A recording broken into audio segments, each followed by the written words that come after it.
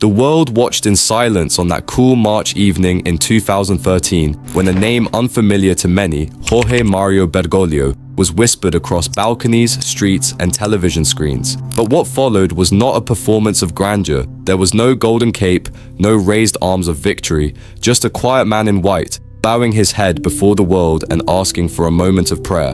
From that first gesture, Pope Francis made one thing clear: this papacy would not follow the usual script. He chose the name Francis after the saint of the poor, of peace and of creation, not a name of emperors but of servants. He declined the palatial papal apartments, opting instead for a modest room in the Domus Sanctae Martyr, where the morning sunlight slipped in through plain curtains. It wasn't minimalism for optics, it was who he was. A man who cleaned the feet of prisoners, who made personal phone calls to strangers, and who refused to place the weight of centuries-old rituals above the warmth of a human smile. The Vatican had seen scholars, theologians, diplomats, but now it had a shepherd, a simple man walking with the dust of the streets still on his shoes. In a world brimming with noise, Francis listened to the silence. Not the silence of marble halls or echoing cathedrals, but the silence of those the world had forgotten. The poor, the refugee, the prisoner, the addict curled beneath a highway overpass. Unlike leaders who speak from podiums above the people, Francis walked among them. He visited slums where sewage ran through alleys like veins, kissed the hands of lepers, and stood beneath crumbling roofs where mothers prayed for bread, not blessings. His homilies weren't veiled in theological riddles, they were stories, parables reborn in the language of the streets. He didn't just speak about the poor, he made the poor central to the gospel. His critics called it populism, but Francis called it justice. He challenged the powerful not with wrath, but with quiet persistence. If the world forgets them, we must not.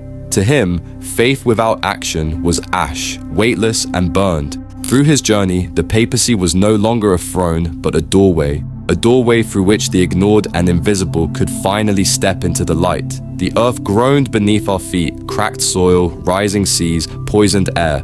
And for once, the voice of the church did not echo centuries behind. It stood at the front. Pope Francis, in what became one of his most defining acts, released Laudato Si, not as a scientific report, but as a cry of the soul. He called the earth our common home, not a resource to dominate, but a sibling to care for.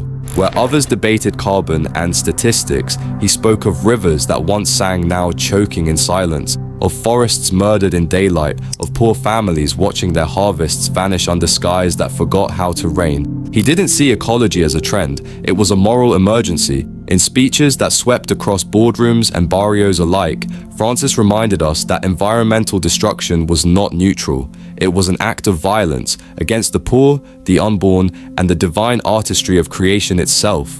While world leaders scrambled for policy, Francis offered poetry, and in that poetry was a commandment: protect the gift or lose it forever.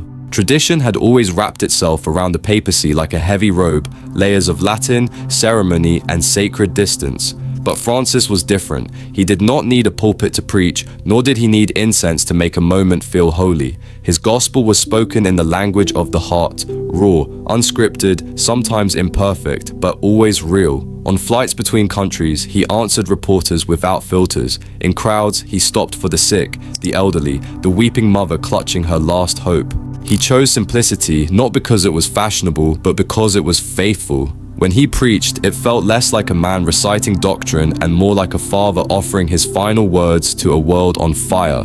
He told priests to smell like their sheep, meaning they must live with the people, feel their pain, know their struggles. It was revolutionary, not in theology, but in posture. He bent lower, listened longer, and touched wounds no robe had touched before.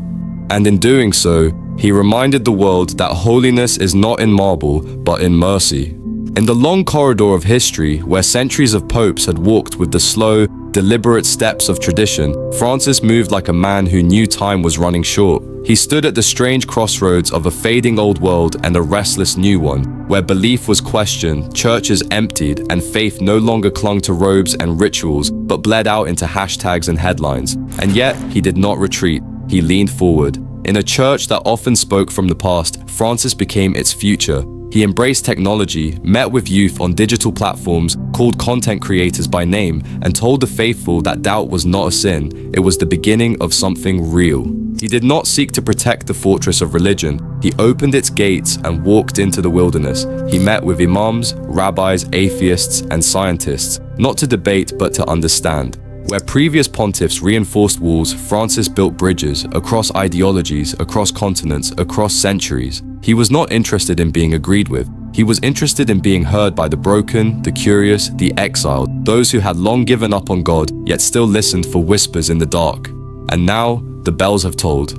On the morning of April 21st, 2025, the world awoke to the silence that follows the departure of a soul who had become more than a leader. He had become a symbol, but Pope Francis would have wanted no monuments built, no marble statues carved in his likeness. His legacy was not chiseled in stone, but in the quiet revolutions he sparked, in how the church spoke, how it knelt, how it dared to love the ones society would rather forget. He leaves behind no theological empire, no dynasty of doctrine. What he leaves is harder to see, yet heavier to carry. A church asked to return to the dirt, to serve with worn hands and tired feet. A world asked to look again at the poor, the planet, the purpose. His papacy was not perfect, nor did he ever pretend it was, but it was honest. In a time of smoke and mirrors, he remained painfully human, and that humanity became his gospel. History will remember him, not as a pope of power, but as a man of presence. He did not redefine the faith with thunder or sword, but with a gaze that saw through titles, through robes, straight into the trembling human core. While others chased legacies, he chased meaning.